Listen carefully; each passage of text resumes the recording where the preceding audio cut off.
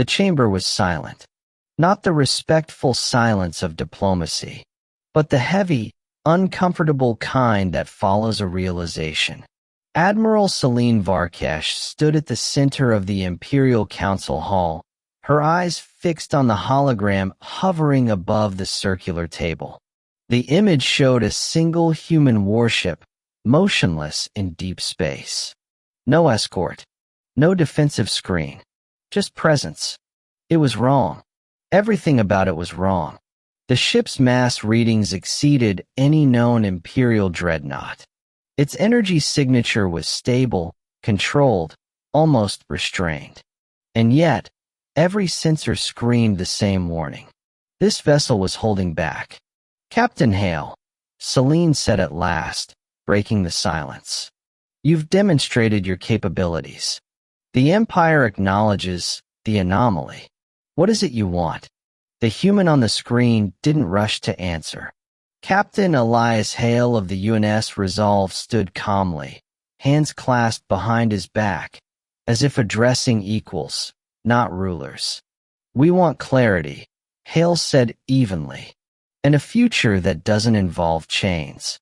Several counselors shifted uneasily. Chains. That word hadn't been spoken openly in centuries. "You were granted protection," one counselor snapped. "Guidance. Resources." The Empire lifted humanity from isolation.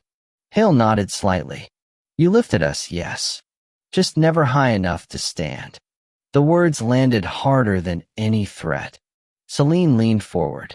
"Captain, your ship is impressive. But the Empire commands thousands of fleets.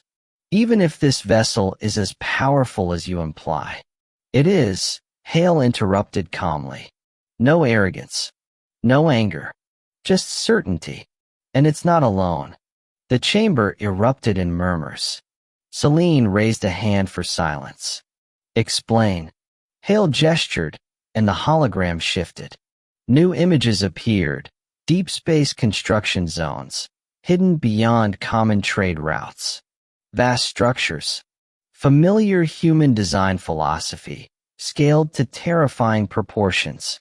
12 ships, Hale said, built over 60 years, each capable of operating independently. Each designed not to conquer, but to ensure no one ever decides our fate again. The Council's chief scientist whispered, "That level of development should have been impossible without detection."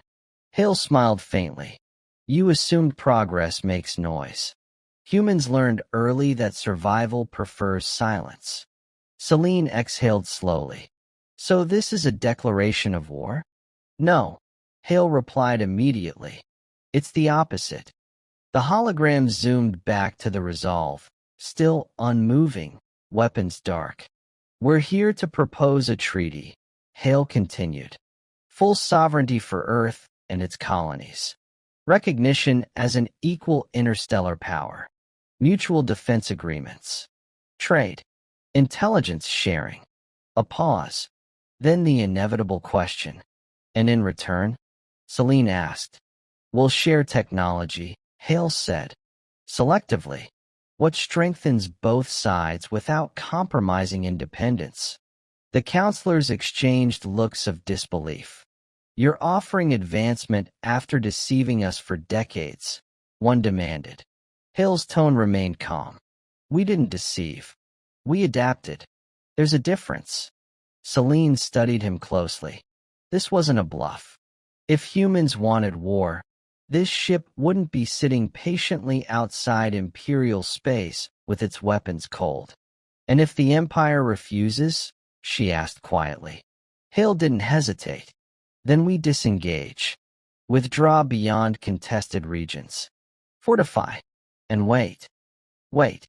That word unsettled her more than threats ever had. "How long?" she asked. "As long as it takes," Hale replied. "Humans are very good at that." Silence fell again. Finally, Celine straightened. "I don't have the authority to accept these terms alone. The Council must deliberate." Hale inclined his head. "Of course.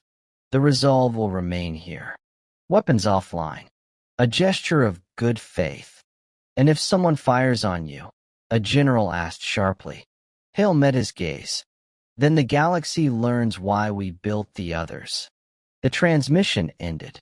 The hologram vanished. Celine remained standing, staring at the empty space where the human ship had been displayed.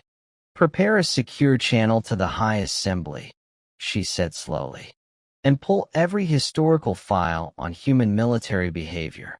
A counselor frowned. Why now? Celine answered without looking away. Because they didn't come to win a battle. They came to end an era.